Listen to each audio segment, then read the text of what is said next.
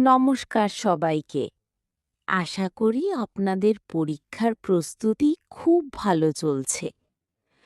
আজ আমি এমন কিছু কথা বলতে চাই যা হয়তো আপনাদের বইয়ের পড়ার চেয়েও বেশি কাজে দেবে।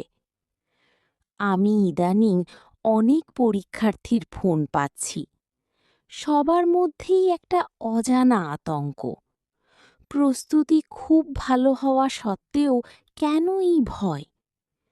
মনে রাখবেন, আপনার প্রস্তুতি ১০০% হলেও একটি ছোট্ট ভুল আপনার পুরো পরীক্ষা নষ্ট করে দিতে পারে।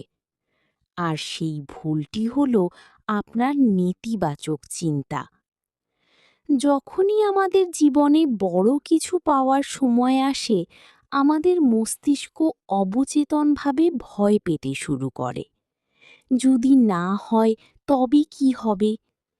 এই "কি হবে" শব্দটাই হলো আপনার সবচেয়ে বড় শত্রু। আজকের কয়েক মিনিট আমরা শিখব কিভাবে এই ভয়কে জয় করে সাফল্যের পথে হাঁটতে হয়। আপনারা কি ল অফ অ্যাট্রাকশন বা আকর্ষণের নিয়মের কথা শুনেছেন? আমি আজ থেকে ১৫ বছর আগে এটি পড়েছিলাম এবং গত ১১-১২ বছর ধরে নিজের জীবনে প্রয়োগ করছি। এটি কোনো জাদু নয়, এটি বিজ্ঞান। আপনি যা চিন্তা করবেন, আপনার সাথে ঠিক তেমনটাই ঘটবে। যদি আপনি এখন ভাবেন যে পরীক্ষার প্রশ্ন কঠিন হবে বা আপনি সব ভুলে যাবেন, তবে পরীক্ষার হলে গিয়ে আপনার মস্তিষ্ক ঠিক সেটাই করবে। একে বলা হয় ব্রেইন ব্লকিং। তাই এখন থেকে নিজেকে ট্রেন করুন। আপনার মস্তিষ্ককে বলুন, যা হবে তা আমার পক্ষেই হবে। গুজব বা সোশ্যাল মিডিয়ার নেতিবাচক বার্তায় কান দেবেন না। নেতিবাচক মার্কিং বা পরীক্ষার কঠিন। আমি যখন এই শহরে প্রথম এসেছিলাম, আমার কাছে ঘর ভাড়া দেওয়ার মতো টাকা ছিল না।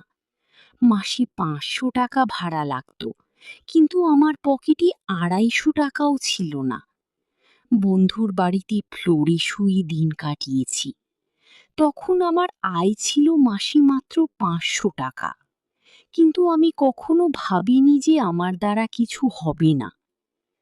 আমি স্বামী বিবেকানন্দের একটি বাণী পড়েছিলাম, মানুষ যা চিন্তা করে সে ঠিক তেমনটাই হয়ে যায়। আমি সেই দিন থেকে শুধু ইতিবাচক চিন্তা করা শুরু করলাম। আজ আমার নিজের বাড়ি আছে, গাড়ি আছে, যা চাই তাই পাওয়ার সামর্থ্য আছে। এই পরিবর্তনটা এসেছে শুধু আমার চিন্তার পরিবর্তনের কারণে। আপনার আজকের এই পরীক্ষার ভয়টা আপনার জীবনের ছোট্ট একটা অংশ মাত্র। বড় ছবিটার দিকে তাকান।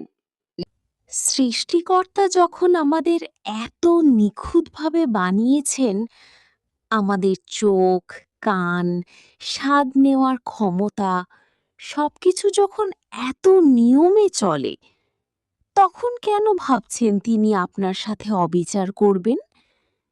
অনেক সময় আমরা মনে করি আমাদের সাথে খারাপ হচ্ছে, যেমন পরীক্ষার সেন্টার অনেক দূরে পড়েছে বা শরীর খারাপ লাগছে।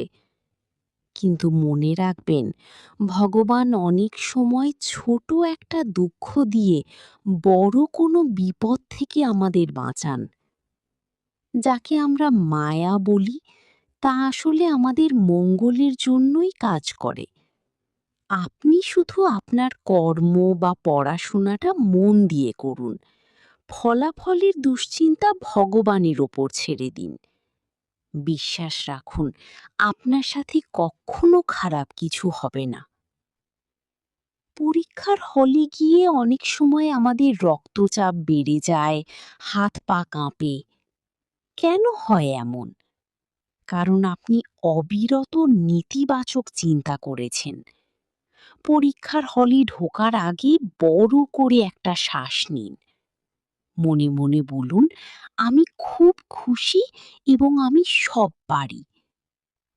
একটি সিক্রেট বলি, প্রথম প্রশ্নটি যদি আপনার কমন পড়ে যায়, তবে আপনার আত্মবিশ্বাস বেড়ে যাবে এবং পরের কঠিন প্রশ্নগুলো আপনার মস্তিষ্ক সমাধান করে ফেলবে।